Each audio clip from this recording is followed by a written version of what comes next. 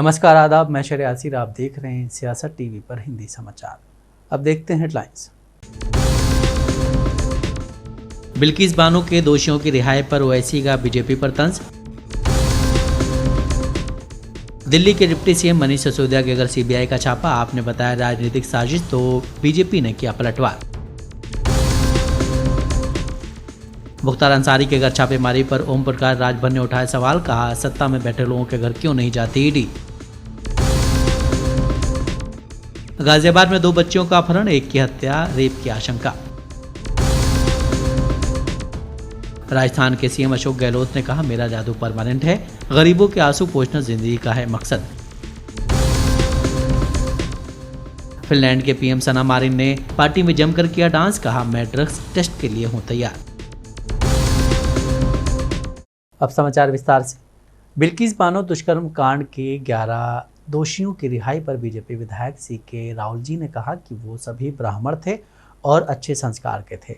BJP विधायक के इस बयान पर एमआईएम नेता असदुद्दीन ओवैसी ने अपना गुस्सा जाहिर करते हुए कहा है कि अल्लाह का शुक्र अदा करो कि कम से कम गोडसे को फांसी दे दी गई थी। ओवैसी ने ट्वीट कर बीजेपी पर आरोप लगाया कि दुष्कर्मियों के साथ खड़ा रहना बीजेपी की नीति है। उन्होंने कहा कि कुछ लोगों की जाति उन्हें घिनौने जुर्म के बावजूद रिहा करवा देती है। दूसरी ओर जाति मजहब की बुनियाद पर आपको कई साल बिना सबूत कैद में रखा जा सकता है। एक अन्य ट्वीट में उन्होंने विधायक के वीडियो को शेयर करते हुए लिखा, क्या यही पीएम मोदी का नारी शक्ति एजेंडा है? सामूहिक बलात्कार और बच्चे की हत्या अच्छे संस्कार हैं। भाजपा जाति की बुनियाद पर जेल से मुक्त रिहाई पास दे रही है। हमें अल्लाह का शुक्र अदा करना चाहिए कि कम से कम गोडसे को मुजरिम करार देकर फांसी दी गई। दरअसल ओवैसी द्वारा शेयर की गई वीडियो में बीजेपी विधायक सीके राहुल जी कहते हुए सुनाई दे रहे हैं कि बिल्किस बानो के दुष्कर्म के 11 दोषी ब्राह्मण थे और उनके अच्छे संस्कार थे। इन 11 लोगों ने क्राइम किया या नहीं ये नहीं पता, लेकिन इन्हें फंसाने का इरादा भी हो सकता है। आपके चैनलों पर जो मुस्लिम महिलाएं एंकर हैं, मैं उनसे पूछना चाह रहा हूं, आप क्यों खामोश बैठी हैं? आप तो महिला है ना, आप तो हमसे ज्यादा तकलीफ समझ सकती हैं उस बिल्किस बानो की। आए दिन महिलाओं पर जुल्म होता है, गलत बातें की जाती हैं। कम से कम उन लोगों को तो सोचना चाहिए कि आज बिल्किस बानो है, कल किसी से भी होगा। फिर ये बिल्किस बानो को सिर्फ मुसलमान होने के चश्मे से मत देखिए, ये एक इंसाफ का मुद्दा है। और हम भारत सरकार से, प्रधानमंत्री से डायरेक्ट हम ये डिमांड करते हैं कि उनका जो रिलीज ऑर्डर है उसको कैंसिल करके उन तमाम को जेल को भिजाया जाए। तेलंगाना के मंत्री केटी रामाराव ने आज मूर्खापूर्ण ट्रोल्स का करारा जवाब दिया है। दरअसल सोशल मीडिया पर सक्रिय ट्रोल्स केसीआर पर हैदराबाद में हाल ही में हुए बलात्कार के मामलों में निष्क्रियता का आरोप लगा रहे थे। ट्रोलर्स की ये प्रतिक्रिया तब आई जब केटीआर ने गुजरात के बिल्किस बानो बलात्कार और हत्या मामले में 11 दोषियों की रिहाई की आलोचना की थी। उन्होंने ट्वीट किया, हैदराबाद मामले के आरोपियों को तेजी से गिरफ्तार किया गया और जेल भेज दिया गया। साथ ही उन्होंने कहा कि 45 दिनों के बाद हाई कोर्ट ने उन्हें जमानत दे दी थी। जुबली हिल्स मामले में किशोर न्याय अधिनियम आईपीसी और सीआरपीसी में खामियों की वजह से बलात्कारी जमानत पर छूट गए हैं। बिल्किस बानो मामले में अपने रुख पर जोर देते हुए उन्होंने कहा, इसलिए मैं मांग कर रहा हूँ कि इन कानूनों में संशोधन किया जाए ताकि किसी भी बलात्कारी को जमानत न मिले और दोषी ठहराए जाने के बाद वो मौत तक जेल में रहे। इससे पहले उन्होंने 2002 के गुजरात दंगों के दौरान बिल्किस बानो के सामूहिक बलात्कार और उनके परिवार के 7 सदस्यों की हत्या के लिए उम्र कैद की सजा पाए 11 लोगों की रिहाई की आलोचना की थी। केटीआर ने ट्वीट किया कि ये हमारे देश की सामूहिक अंतरात्मा पर धब्बा है। विशेष रूप से दोषियों का मिठाई और माला से स्वागत किए जाने पर प्रतिक्रिया व्यक्त करते हुए कहा था कि आज जो बिल्किस बानो के साथ हुआ वो कल हम में से किसी के साथ भी हो सकता है। गुजरात सरकार ने कहा है कि दोषियों को एक नीति के तहत रिहा किया गया है। ये दोषी साल 2008 में उनकी सजा के बाद से जेल में हैं। जहां तक हैदराबाद के जुबली हिल्स में करीब 2 महीने पहले एक 17 वर्षीय लड़की के साथ बलात्कार के मामले की बात है तो 6 में से 5 आरोपी 18 साल से कम उम्र के हैं। इस वजह से उन पर अपेक्षाकृत कम सख्त कानून लागू होते हैं। उन्हें पिछले महीने जमानत मिली थी। देश में कोरोना को लेकर भय अब भी बरकरार है। रोजाना तौर पर दर्ज हो रहे नए मामले चिंता का विषय बन रहे हैं। पिछले 24 घंटों में कोरोना के 15,754 नए मामले दर्ज किए गए, जिसके बाद संक्रमण दर बढ़कर 3.47% हो गई है। स्वास्थ्य मंत्रालय के जारी आंकड़ों के मुताबिक इस दौरान 15,220 मरीज ठीक हुए हैं। वहीं दर्ज नए मामलों के बाद अब देश में एक्टिव मामलों की संख्या 1,01,830 हो गई है। देश में कोरोना के कुल आंकड़े पर नजर डालें तो ये आंकड़ा 4,43,14,618 लोग अब तक संक्रमित हो चुके हैं। वहीं 5,27,253 लोगों की महामारी के चलते मौत हुई है। मरीजों के ठीक होने की संख्या देखें तो अब तक 4,36,85,535 मरीज इस महामारी से ठीक हो चुके हैं। देश में वैक्सीनेशन भी जोरों पर चल रहा है। पिछले 24 घंटों में 31,52,882 लोगों को कोरोना की डोज दी गई है। दिल्ली सरकार के उप मुख्यमंत्री मनीष सिसोदिया के घर सीबीआई की टीम पहुंची। इसे लेकर दिल्ली के सीएम अरविंद केजरीवाल ने कहा कि जिस दिन अमेरिका के सबसे बड़े अखबार न्यूयॉर्क टाइम्स के फ्रंट पेज पर दिल्ली शिक्षा मॉडल की तस्वीर और मनीष सिसोदिया की तस्वीर छपी, उसी दिन मनीष के घर केंद्र ने सीबीआई भेजी। सीबीआई का स्वागत है, पूरा कॉर्पोरेट करेंगे। पहले भी कई जांच हुई हैं, कुछ नहीं निकला है, अब भी कुछ नहीं निकलेगा। न्यूयॉर्क टाइम्स के फ्रंट पेज के ऊपर पूरी दुनिया के सबसे शक्तिशाली देश के सबसे बड़े अखबार के फ्रंट पेज के ऊपर भारत के बारे में इतनी अच्छी खबर छपना, दिल्ली के बारे में इतनी अच्छी खबर छपना, हर भारतवासी का आज सीना चौड़ा है। मैं सभी भारतवासियों को बधाई देना चाहता हूँ, बहुत बहुत बधाई। इस खबर में मनीष सिसोदिया जी की फोटो छपी है।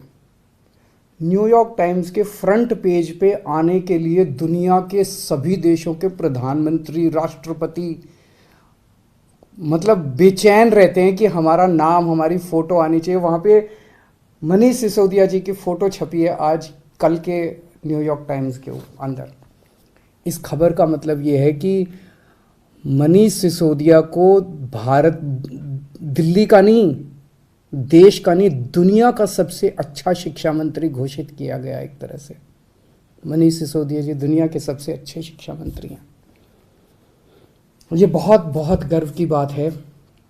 न जाने कितने सालों के बाद, मुझे तो पुराना कोई याद नहीं आ रहा कि न्यूयॉर्क टाइम्स के फ्रंट पेज के ऊपर भारत के बारे में कोई इतनी बड़ी पॉजिटिव स्टोरी छपी हो। कुछ नेगेटिव स्टोरीज तो देखी है मैंने। 1-2 साल पहले छपा था कि कोरोना में सबसे ज़्यादा मौतें हो गई भारत में, और कई सारी देखी, लेकिन पॉजिटिव इतनी बड़ी स्टोरी बड़ी बात है। दिल्ली में आम आदमी पार्टी के सांसद संजय सिंह ने मनीष सिसोदिया के घर पर सीबीआई रेड पड़ने को राजनीतिक साजिश बताया। उन्होंने कहा है कि इसका मकसद शराब नीति की जांच नहीं है, मकसद अरविंद केजरीवाल की लोकप्रियता को रोकना है, नरेंद्र मोदी का असली चेहरा सामने लाना है। वहीं अब इसे लेकर केंद्रीय मंत्री अनुराग ठाकुर ने भी दिल्ली के उप मुख्यमंत्री मनीष सिसोदिया पर कथित शराब भ्रष्टाचार को लेकर निशाना साधा है। और मसला शराब नीति नहीं है, याद रखिएगा। मकसद शराब नीति की जांच कराना नहीं है, याद रखिएगा। किसी को गलतफहमी हो तो अपने दिमाग से दूर कर लीजिए। मकसद एक ही है, अरविंद केजरीवाल की बढ़ती लोकप्रियता को रोकना। अगर शराब नीति मसला होता, अगर शराब मुद्दा होता, तो सबसे पहली जांच गुजरात के अंदर भारतीय जनता पार्टी के जो नेता नकली शराब बनाते हैं, जहरीली शराब बनाते हैं, सैकड़ों लोगों की जान चली जाती है वो जहरीली शराब बनाकर, तो जांच तो उनके खिलाफ होनी चाहिए थी। जांच की शुरुआत तो उनके खिलाफ होनी चाहिए थी। उनके खिलाफ कोई ईडी, कोई सीबीआई, किसी एजेंसी ने कोई जांच की? तो इसलिए शराब मुद्दा नहीं है, मुद्दा है अरविंद केजरीवाल की मॉडल को, शिक्षा के, स्वास्थ्य के मॉडल को रोकना, दिल्ली के मॉडल को रोकना। लेकिन मैं मोदी जी आपसे बहुत साफ तौर पे कहना चाहता हूं, अपनी इस छोटी सोच से बाहर आइए, बड़े मन से काम कीजिए। अब केजरीवाल आपसे रुकने वाले नहीं है, दिल्ली का शिक्षा मॉडल आपसे रुकने वाला नहीं है, स्वास्थ्य का मॉडल रुकने वाला नहीं है। पहले भी आपने सैकड़ों प्रयास किए हैं, अब भी कर लीजिए। पहले भी आपने मुख्यमंत्री के दफ्तर पे सीबीआई का छापा मारा है, क्या निकला? आज तक कुछ नहीं निकला। मनीष सिसोदिया पे सीबीआई का छापा मार चुके हैं, क्या निकला? कुछ नहीं निकला। हमारे 40 विधायकों को पकड़ के जेल में डाला, कुछ क्या निकला? कुछ नहीं निकला। अब रोज सीबीआई ईडी, इन एजेंसियों को, दिल्ली पुलिस, इनको आपने मजाक बना रखा है। कराइए जांच, और हम तो स्वागत करते हैं, आप जांच कराइए जितनी जांच करा सकते हैं। न पहले कुछ निकला ना अब कुछ निकलेगा, आपका चेहरा जरूर पूरे देश के सामने बेनकाब होगा। भ्रष्टाचारी जितना मर्जी ईमानदारी का चोला पहन ले, वह भ्रष्टाचारी ही रहता है। और आम आदमी पार्टी का भ्रष्टाचार एक बार नहीं कई बार देखने को सामने आया है। आज मुद्दा है शराब के ठेकों का, शराब के ठेकों में हुए भ्रष्टाचार का, और इस विभाग के मंत्री हैं मनीष सिसोदिया जी।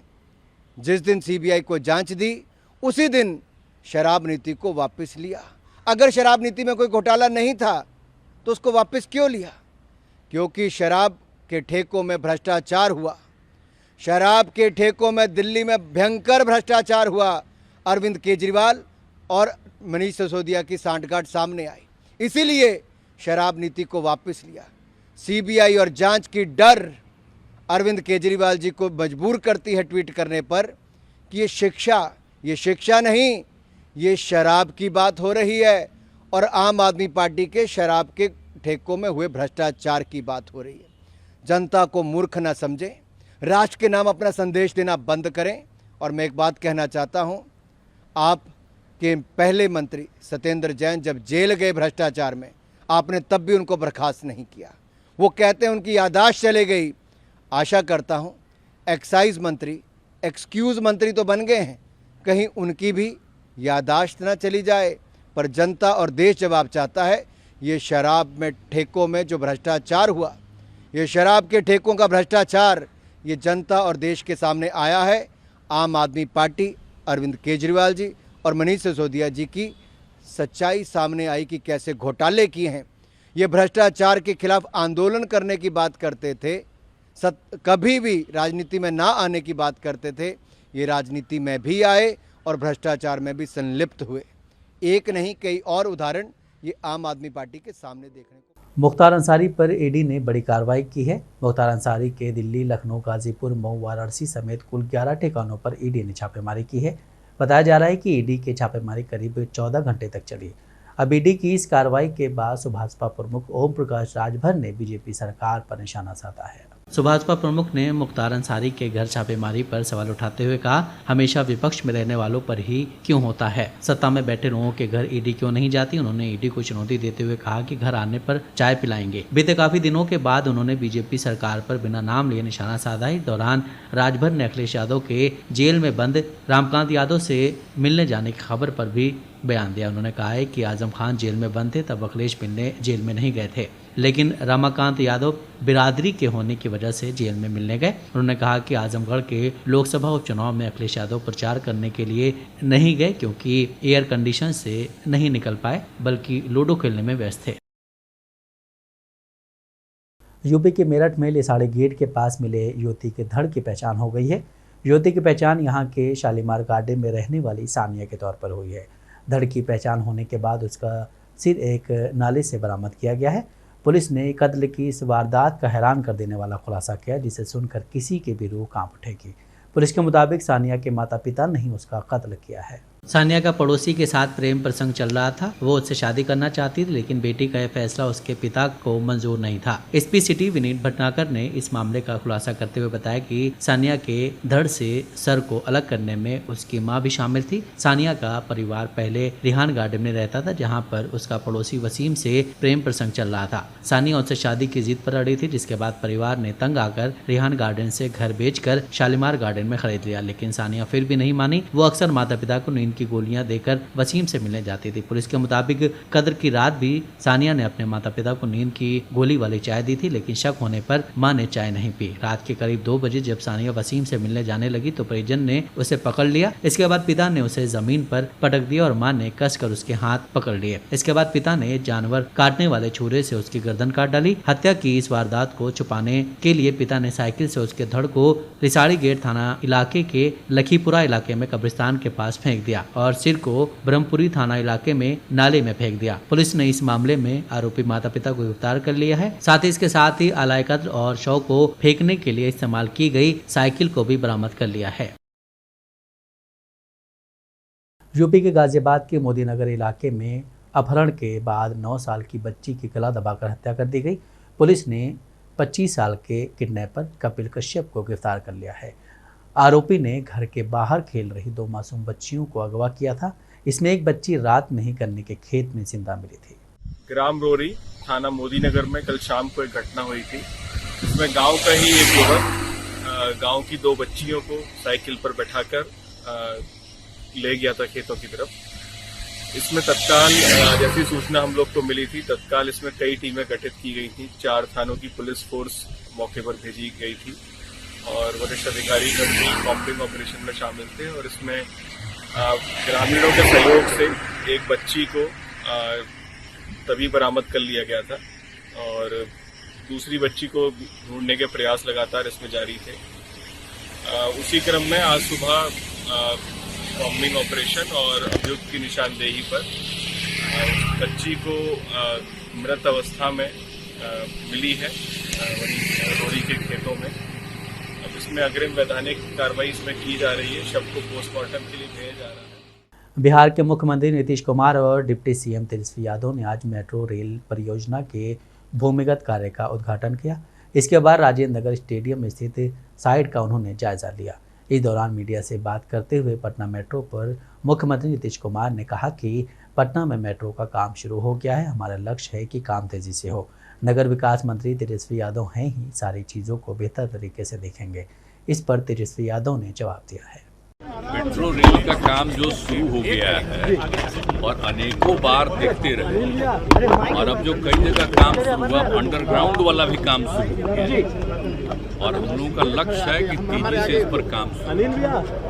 तो इस पर काम चल रहा है और पूरी बातचीत हुई है तो अच्छा लग रहा है ना। पहले भी और जो ओवरग्राउंड चल रहा था उसको भी देख रहे हैं, अंडरग्राउंड देख रहे हैं, देखते रहेंगे। माननीय उप मुख्यमंत्री जी पूरे तौर पर देखना ना, सब तो करना ही रहेगा, सब देखेंगे तेजी से ताकि चलते रहे। मध्य प्रदेश के महामहिम राज्यपाल मंगूभाई पटेल आगर मालवा जिले के भ्रमण पर थे। इस दौरान लहसुन लिया गांव में एक शासकीय कार्यक्रम में जब मंगूभाई पटेल ने अपना भाषण शुरू किया तो मंच से उपस्थित जनसमुदाय को जय श्री राम का नारा लगवाया। महामहिम ने ये नारा 1 नहीं 2 नहीं बल्कि 3 बार दोहराया। वंदे मातरम, जय श्री राम, जय श्री राम, जय श्री राम, जय श्री राम। कौन नहीं बोला? सब बोले। यहाँ से सब दिखाई देता है मेरे को। ठीक है। विवादित बयानों को लेकर अक्सर सुर्खियों में रहने वाले बीजेपी महासचिव कैलाश विजयवर्गीय ने अब बिहार के मुख्यमंत्री नीतीश कुमार को लेकर बेतुका बयान दिया है, जिसके लिए अब उनकी आलोचना हो रही है। वहाँ पर एक ने बड़ी अच्छी बात कही, मुझे लगता है कहना चाहिए या नहीं कहना चाहिए। जब मैं विदेश में था, जिस दिन बिहार की सरकार बदली तो एक ने बोले ये तो हमारे यहाँ होता है, बोले बॉयफ्रेंड कभी भी बदल लेती लड़की।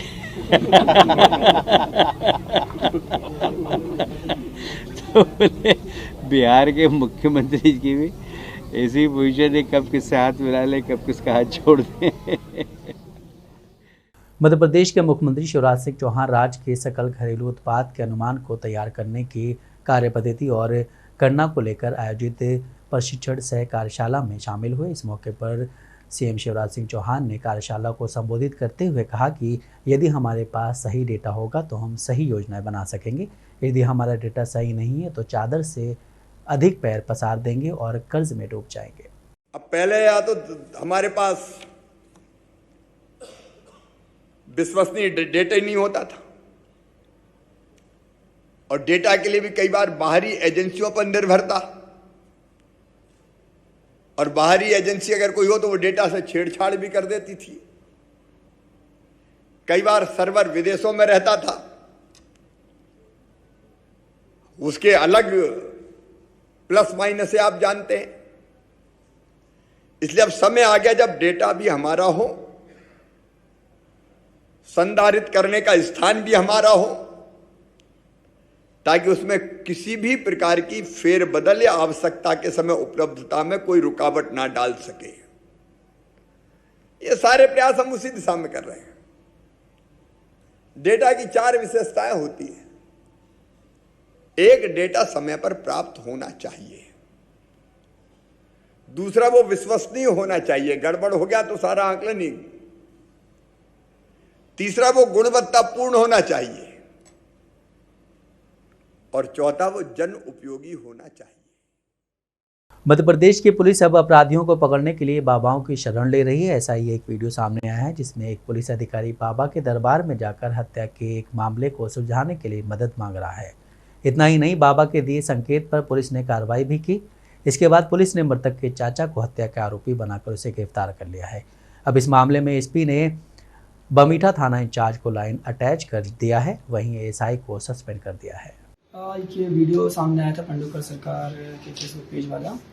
इस वीडियो में जो एएसआई दिख रहे हैं उनको अभी तत्काल प्रभाव से निलंबित कर दिया गया है और इसकी जांच की जा रही है। वीडियो के समय की पुष्टि नहीं हो पाई है कि वीडियो कब का है, परंतु प्राथमिक तौर पर जो वीडियो में दिखाई दे रहे हैं एएसआई बमीठा थाने के हैं, इसको सस्पेंड कर दिया गया है। पुलिस का इस तरह के बाबाओं के चक्कर में फंस रहा था के खिलाफ और भी कार्रवाई हो सकती है निलंबन के खिलाफ। प्राथमिक तौर पर यह व्यक्ति की निजी आस्था का विषय है, लेकिन फिर भी जो वर्दी में और पदीय कर्तव्यों के साथ वो किया गया, सारा को निलंबित किया गया।